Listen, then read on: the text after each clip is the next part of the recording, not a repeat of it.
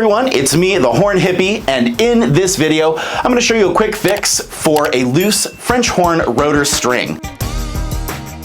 This is a common problem that occurs through normal wear and tear of playing your horn. Oil buildup on the string can cause it to lose slack. You should replace your strings when they start to get discolored, but strings can still work fine long after they need to be replaced. You should always have spare strings and a small screwdriver in your horn case. So one of my students came to me recently in a lesson in their paddle for their first valve was sticking way up compared to the other two. That means that there is a loose or a broken rotor string. So you are gonna see the footage from that repair job.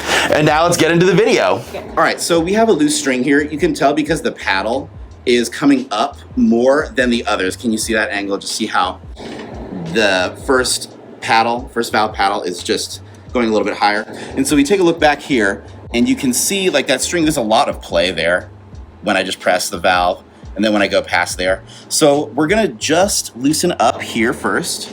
We're taking a 1/8 inch by 3 inch flathead screwdriver, and we're going to, I'm actually pulling, since this is a mechanical lever, can go up and down. I'm stabilizing it with my ring, or my middle finger, and then we're going to just turn it a few turns that way. Not too much, just enough to get the string loose. So you can see, I actually like to fold the string under.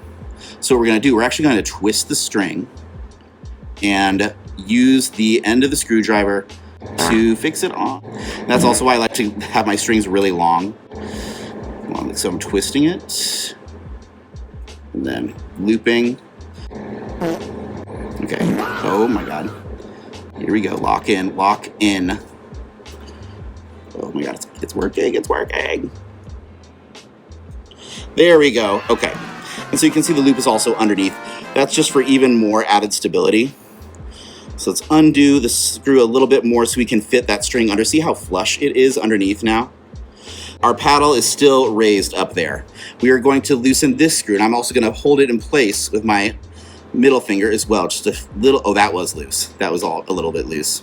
So how I'm gonna do this, I'm actually gonna pull the entire string slack using the head of the screwdriver under this. I'm just gonna pull it. Since we don't have a ton of stuff to grip here, I'm actually gonna take this off the screw and we're gonna pull it tight first and then screw this one down. Doesn't seem like it's wanting to play too much, so let's undo this a little bit more. We just don't want the screw to come off. So then, I gotta hold everything down. Oh, there we go.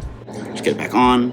Woo. But what I don't wanna do is I don't wanna like have the slack go all the way through. Just, let's go here. Now it's behaving. It's in a nice little loop here, but we got to get that loop right here on this. There we go. Come on. There we go. All right. So once that is done, we actually do have to have it looping over this as well to get the correct like slack. All right. So now we can see with all that done, now I'm holding tension with my fingers here. And I am just feeling the paddles here. I like to just put them on my knee.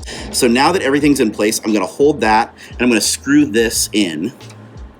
And once it's a little bit more down, I'm gonna pull it tight, pull it taut, so there's no slack in the string, and hold the stop arm with my middle finger and completely tighten this down to like good tightness, just like where we're meeting resistance.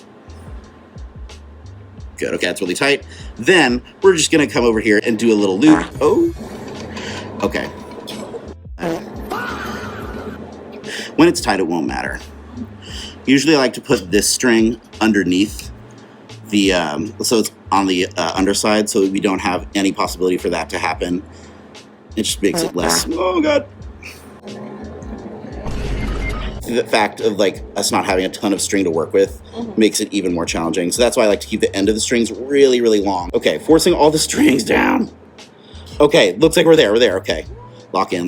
So now I'm holding the string against the rotor screw, and then I'm screwing this in, pulling it tight with my fingers, and we're going down to really good tightness, really full tightness. All right, and we're fixed.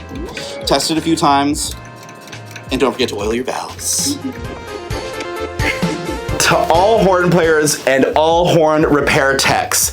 Please make sure you do these 3 things when you are replacing strings on your horn. Number 1, keep extra length at the end of the string. Number 2, knot the string at both ends to make repairs like this one much more risk-free for the clumsy player. Tip number 3, thread the string underneath itself to help the strings maintain friction. We're already at the end screen. Oh my gosh, well, don't worry, I've got a video right here for you to check out. Make sure you hit that subscribe button if you haven't already, and leave a fun comment for the algorithm. Thank you so much for watching, and we'll see you all in the next one. Happy horn playing!